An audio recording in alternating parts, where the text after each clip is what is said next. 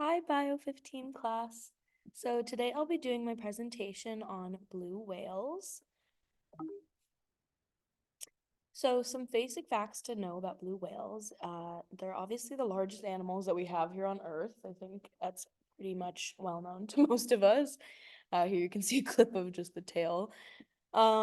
They're quite endangered due to whaling in the 1900s. This was happening to get their blubber, which is a thick layer of fat that keeps them warm. And those were used for gas lamps and a lot of other items that people tended to need. But obviously, that really quite dwindled their population and really hurt them in the long run, as now, they're still on the endangered list. And while they are rising, it's definitely still a big issue. Blue whales like to swim in small pods as well. They do sometimes swim alone, but usually they're at least with one other one, or, again, in a small pod of two or three, maybe even a little larger. And then another big thing that we all know is whales love to sing, or I guess communicate to them, but for us, they're beautiful whale songs. They use these to communicate with their pod members as well as, to communicate about feeding and dangerous, threats in the water, orcas maybe, who knows, just to kind of communicate with their species. But these sounds also are what help them navigate. Obviously, like we see with dolphins and echolocation, they send out like vibrations that essentially help them figure out where they are and where to go. Another thing about blue whales, they are polygynous, which basically means that the males mate with a lot of females, but the females only really mate with one of the same male, right? So the the men tend to have extra wives, which we see as humans as well. People love to love to do that as well. But anyway, yeah, the males tend to be the one pursuing as well. They follow the females around underwater until they're able to mate with them. And the only predator that these blue whales tend to have are orcas. It's not a super common occurrence that they would get attacked, but they definitely do happen. And there's been a lot of cases where sometimes the whale makes it out and you'll see like scratches on them or they'll have scars from where orcas tried to get to them, but often they are able to escape. However, there are some cases of fatalities, but again, not super common. And then I just wanted to play you guys a little clip of the whale song, especially the blue whales song. It's quite beautiful. This one is a bit quiet, so it's a little hard to hear, so you might want to turn up your audios, but here we go.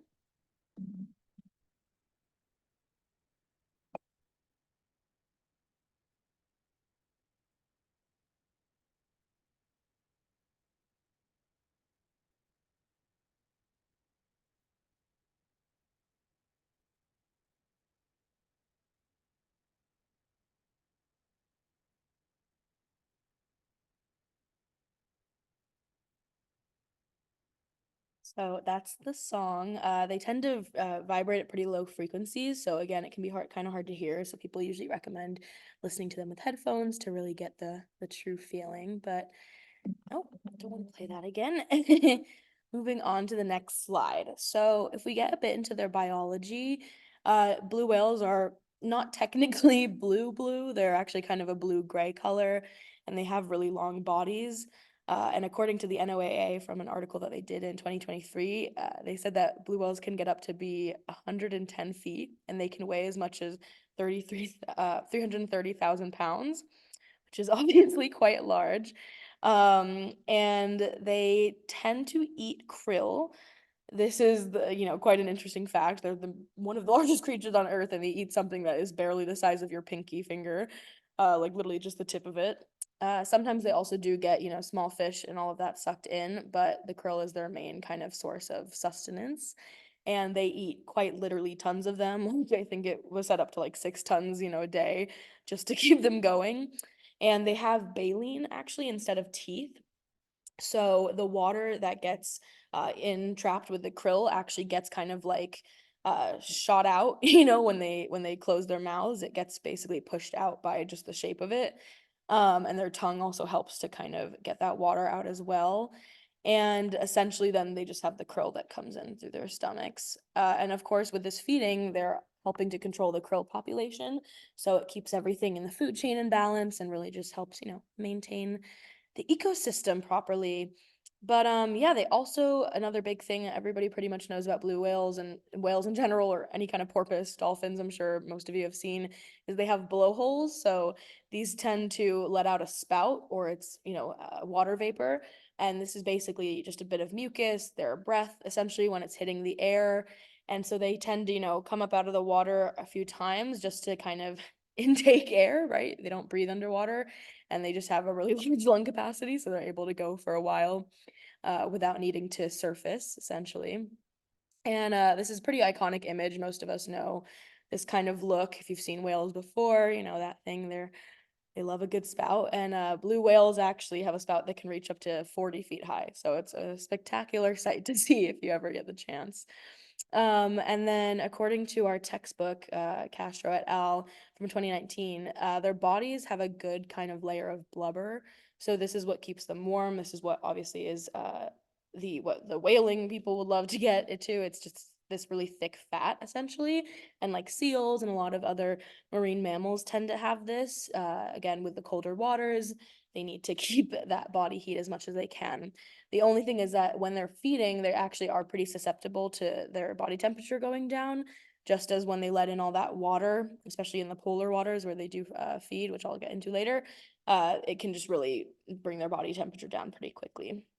And then blue whales live for about 80 to 90 years, so a pretty long life, just like us humans. And then their habitat. So blue whales are basically found in every ocean except for the Arctic Ocean. They reside in, like places like Russia, Japan, Alaska, California, Costa Rica, Mexico, pretty much like everywhere, right? And then depending on where they live, this is when they would receive a name like the Antarctic blue whale, just like a little subspecies name, again, just like to specify their location, like North Atlantic whale, blue whale, whatever you want to call it. But yeah, so just different little categories. And then California actually has one of the biggest feeding populations of blue whales. So a lot of them come over here to our local areas. So I'm sure you could look up a time and go check them out and see if you can catch any good whales. But not whaling. I mean, maybe a video or something. Anyway, but the other thing is their feeding and like breeding obviously happens in different times. So in the summertime is when they're usually feeding, and this is going to be in like the colder polar waters. And then they actually migrate like pretty long distances to get to the warmer waters of the equator. As we know, it's a nicer temperature up there. And this is when they tend to breed, and this is when winter comes. So yeah, that's kind of their system. But we don't really know too much about the whole breeding process. Obviously, like I said, with the mates, they have multiple for the males, but the women tend to only stick with one, and their babies actually come out like quite large, so it's not really not really a small process to say the least. And then human impact, obviously, we tend to impact the planet quite a lot, as we talked about many times in this class. The biggest one for whales is noises in the ocean, and this can be pretty much anything from like ships to wind farms, surveying for earthquakes, just like weather in general.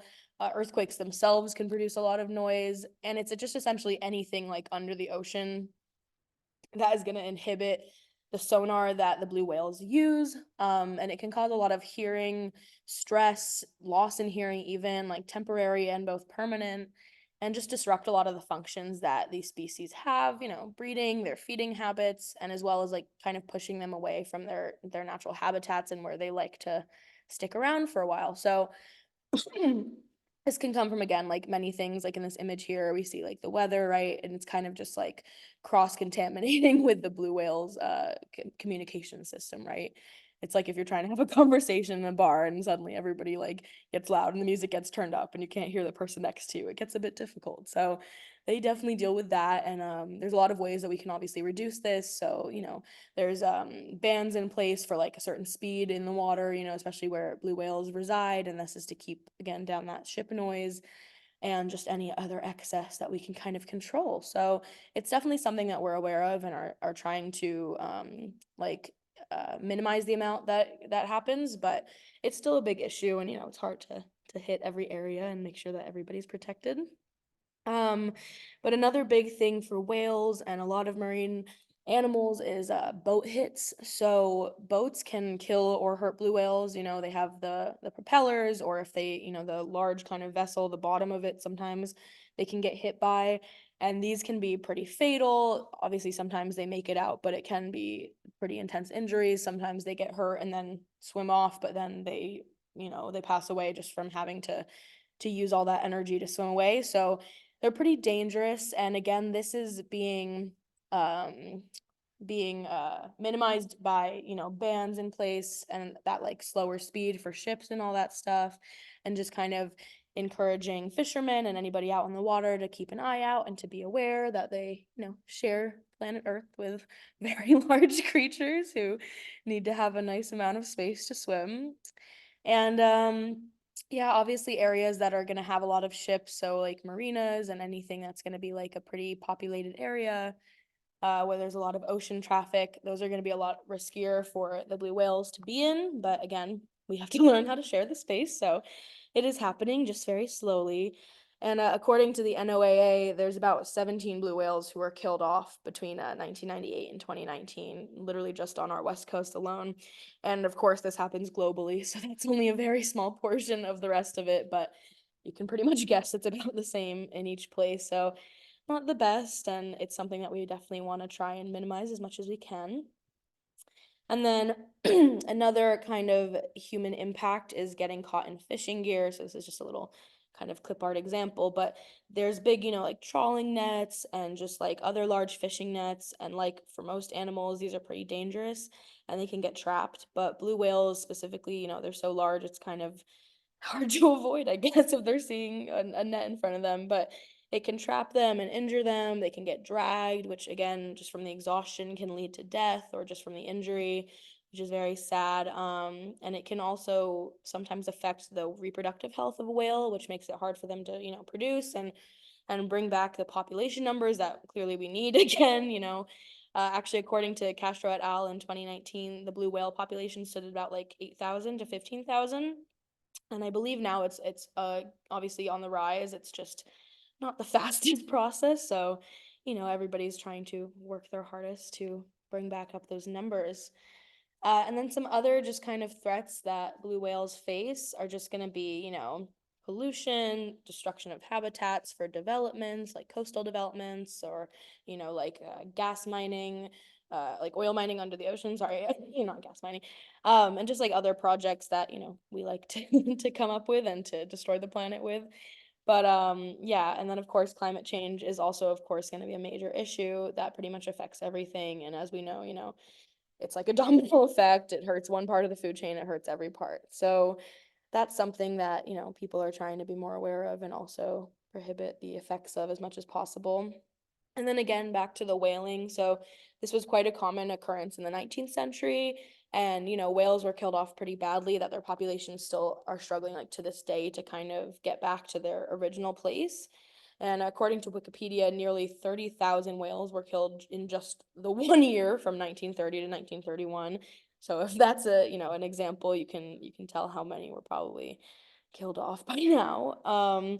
But yeah, and according to the International Fund for Animal Welfare, they also were mentioning that whaling is still quite a common occurrence. And even though we do have a lot of bans in place and there's, laws and things that are prohibiting this, it's obviously not doing, the most it could do. And it's estimated that almost 1,000 whales are killed by whaling each year. And this is in places like Japan, also Norway, and all of this stuff. Those are they're keeping it a trend for the modern era, which obviously is not good, and it's something we want to get rid of. So yeah, that's pretty much it. And here's my reference page. And yeah, hope you enjoyed learning about blue whales, and thank you.